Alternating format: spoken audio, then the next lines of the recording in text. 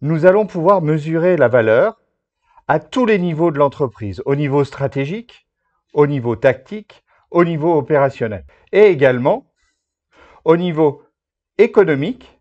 Parlons au niveau stratégique et regardons, je vais vous donner quelques outils pour définir la valeur au niveau stratégique, l'alignement aux objectifs stratégiques. On l'appellera le Strategic Value Index et on utilisera plusieurs outils de cette approche Value Design. Avant, et pour illustrer mes propos, je vais vous présenter l'exemple sur lequel je vais m'appuyer pour vous démontrer cette mesure de la valeur. Dans le cadre d'une mission que nous avons réalisée au sein de mon cabinet, on nous a demandé de concevoir un programme de formation mieux adapté aux attentes des commerciaux, parce qu'on était dans un environnement commercial, 200 commerciaux par le monde, de par le monde, et on nous a demandé de mieux concevoir un programme de formation pour ces individus. Et en plus, une contrainte, vous l'avez compris, on va augmenter la satisfaction, mais on nous demande aussi de réduire la consommation de ressources, donc pour 20% moins cher. Actuellement, les dépenses de formation, c'est 486 000 € répartis de cette manière en bureautique, management, soft skills, analyse, gestion, communication, Salesforce. Alors, qu'est-ce qu'on va faire? La première chose qu'on va faire, c'est, vous l'avez compris, rechercher ses attentes. Donc, on interroge et on recherche avec les parties prenantes tous leurs besoins. On en fait une liste et nous allons les organiser, ces besoins, sous forme d'une structure hiérarchique, comme vous le voyez, c'est l'arbre fonctionnel, où, vous l'avez compris, 3 niveaux vont apparaître, voire même un peu plus, et le premier niveau étant un regroupement des axes stratégiques qui étaient attendus, les attentes stratégiques de cette entreprise en termes de formation commerciale. On retrouve donc ces 5 branches stratégiques.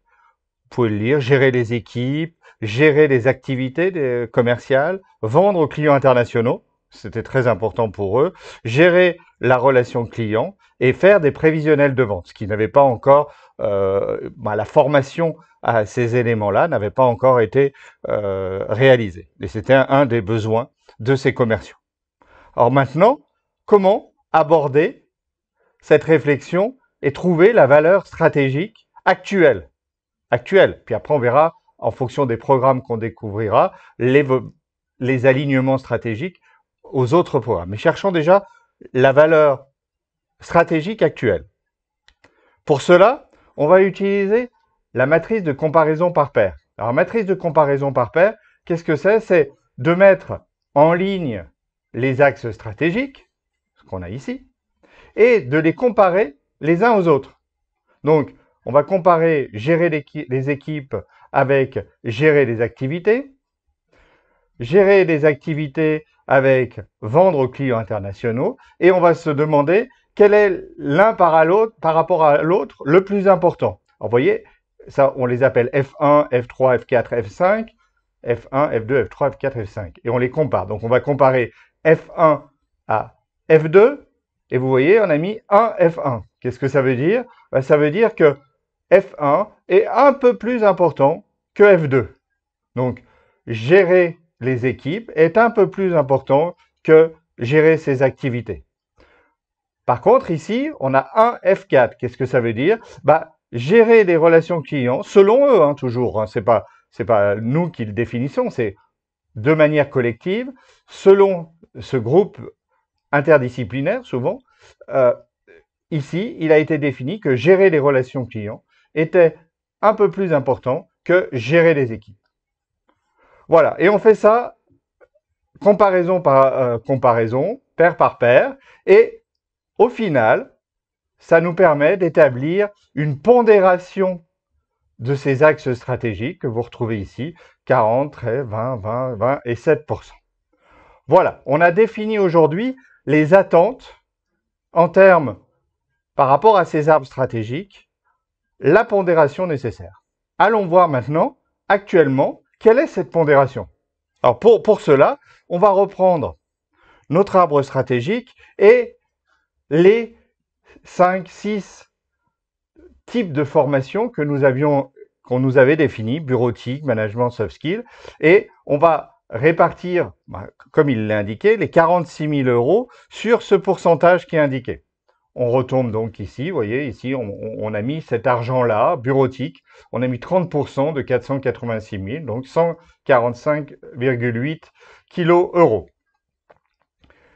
Une fois qu'on a fait cette estimation, on va, comment on pourrait dire, associer ou attribuer, voilà, pour chacune de ces formations, de ces types de formations, combien de pourcentage cette formation contribue à ces axes stratégiques. Par exemple, ici, on va le voir ici, la bureautique, on dit qu'elle contribue à 20% à gérer les équipes, à 40% à gérer ses activités, 10% pour gérer les relations clients et 20% pour la partie prévisionnelle. Oui, parce qu'avec Excel, on peut faire quelques prévisions de vente.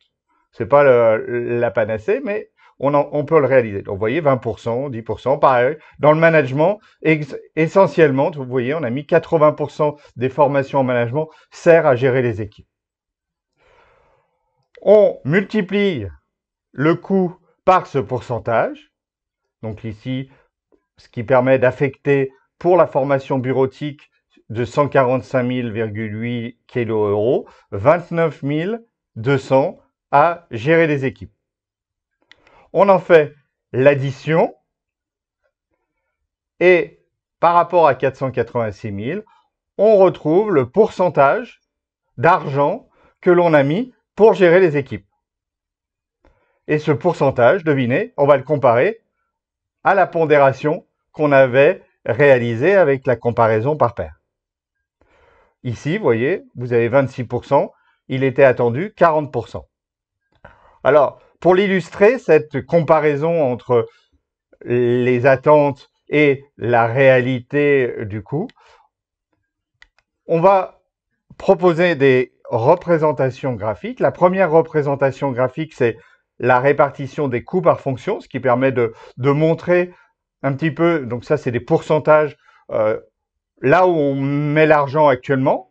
Donc ici, vous voyez que finalement, on met le plus d'argent par rapport à faire des prévisions de vente, 29%, pardon, 30%, 26% pour gérer les équipes, etc. Bon, ça c'est la répartition des coûts par ces fonctions actuellement.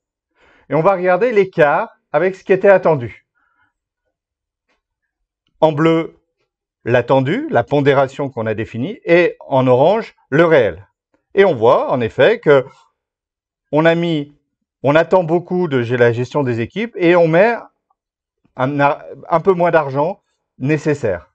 Un écart important se situe ici, vous voyez, entre vendre aux clients internationaux, qui est très important pour l'entreprise, et une formation actuelle qui est assez étroite. Là, pareil pour les prévisionnels de vente, on met beaucoup d'argent dessus et finalement, il n'y a pas tant d'attente que ça sur ces grandes fonctions. Cet écart, ces écarts-là sont représentés, c'est cet indice que l'on vous propose de calculer, qui s'appelle le SVI, Strategic Value Index, et avec ces écarts, on définit cet index à 71,6%. Voilà. Voilà une manière de représenter l'alignement stratégique